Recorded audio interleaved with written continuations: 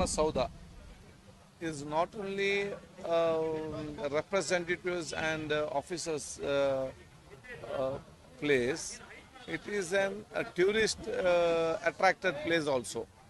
Lot of tourists from the state, from the national and international, they come.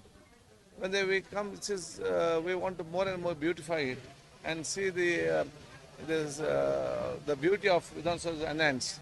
One step we had done before the main entrance where the MLAs enter, and all have appreciated that. So same theme we have done for the main three doors. That is our Kengal Hanumanthaya Road, Grand door, the Grand Step door, and the Banquet Hall door. I think when three doors are done, it is like it is an not only like entrance for all the public. It will be entrance to more and more beautify this Vidhan Saudha within the building also. And it is done by the Forest Development Corporation and the PWD. I thank the government for supporting it also. Thank you.